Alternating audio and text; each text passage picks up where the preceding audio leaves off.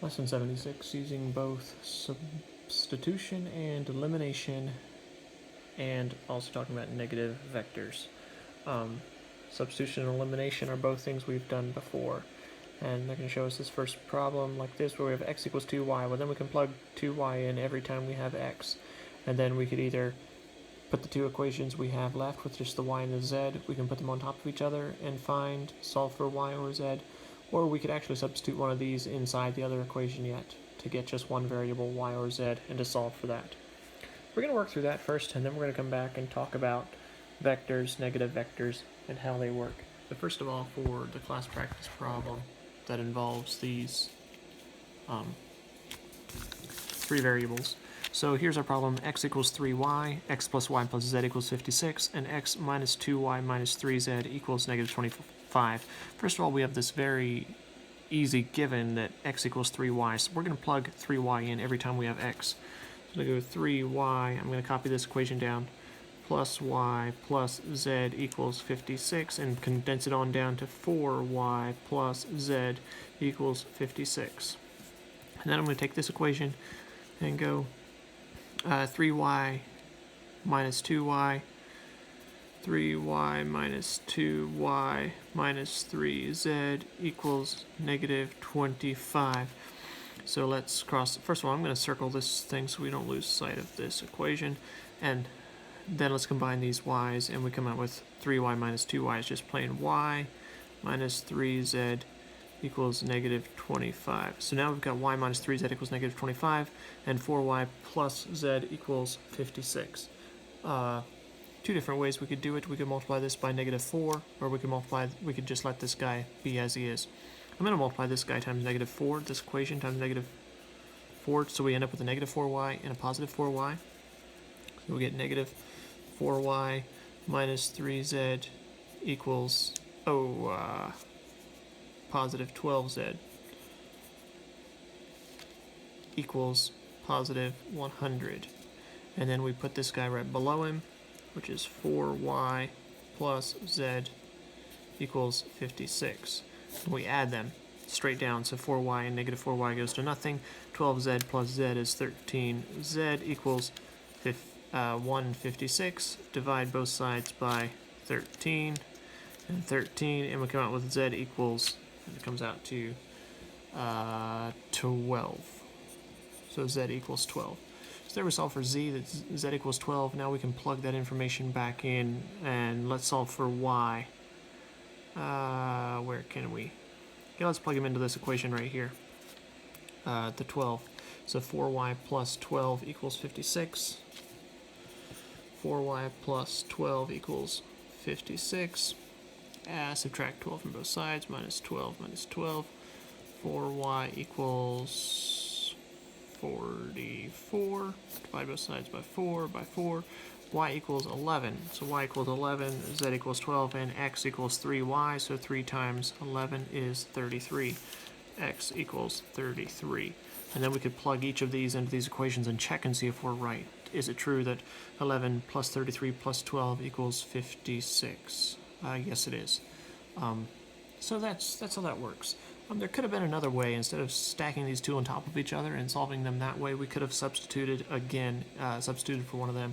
So I'm going to move back to our two equations that we had here. We had this y minus 3z equals, I'm going to copy it over, y minus 3z equals negative 25, and we had 4y plus z equals 56. We could have said, hey, let's solve for y here and move this 3z across and come out with y equals 3z minus 25, and then take this and plug it into this equation and go 4 times 3z minus 25 plus z equals 56, and go 12z minus 100 plus z equals 56. Add the 100 to both sides, add 100, and combine our z's to get 13z equals 156. Check it out, we're exactly where we were here. So we could have substituted them both into each other instead of using elimination, instead of multiplying the 1 by negative 4 as we did, and raising it to the power that way. So you see there's two different ways we can handle that. Let's go back over to the other part of the lesson, negative vectors. Think very simply, the best way to understand this, if they give us a negative, something like this, -4 and -20 degrees, we know what -20 degrees means. -20 degrees means that we're going this way around instead of going this way around. So let's just cover up that little negative in front of the 4 and think of that negative as being the opposite of. So let's find 4 -20. So if we would find 4 -20, we'd come down and put it down here. Now that negative out front means the opposite of. So the opposite of 4 -20 is going to be 4 this way. 4 exactly across the axis, which actually puts us 4 and 20 over here. So we're going to talk about those two ways and work through one of these and solve it together. See if I can keep my paper on the camera. Okay, so we have -2 and then a 15-degree angle. We've got 5 and a 110-degree angle, and we want to add these together. The first thing we're going to always start with is drawing our plus and minus, and I'm going to put my little finger over this negative, and we're just going to deal with 2 -15-degree angle. So if we've got a -15-degree angle, that means we come down here 15 degrees, and we're 2 spaces down. This is 2 spaces down, 15 degrees. So the opposite of that would mean that we'll jump exactly across, and we'll come out here, and we'll be exactly opposite, which is going to give us 15 degrees in here. So we're going to work with a 2 15 degrees that has the point over in this spot, and this is just was our helping us get there, because it's the opposite of 2. -15 is going to be 2, and we wouldn't write this 15, we'd write 90 plus 75, so we would write 15 degrees minus less than 180-degree angle, which would be 165. So this would really be the same as 2 165, the same thing as what this is. Now we found that point. Let's go find the other point, and we find this one again. 110 degrees means we come up around, we cross over our 90-degree angle, and we go 20 more degrees. So let's go 110, but we need to find what is our degrees off of this axis. Always, that's what we're going to end up using. So we take that 180 minus 110, and we get a 70-degree angle. So we realize we're going up at a 70-degree angle, and we're out here at 5. So we're going to look at the 570, and we're going to look at the 215 and use them together. Now, we're going to change this into polar coordinates, and if you remember, what we're always going to do is we're going to go 15 cosine times 2. So we're going to go 15 cosine times 2. And then we're going to go 15 sine times 2. And then same thing over here. We're going to go 70 cosine times 5, 70 sine times 5. I'm going to start with 15 cosine times 2. I don't know if I can get my calculator in the space. At least show the answer there.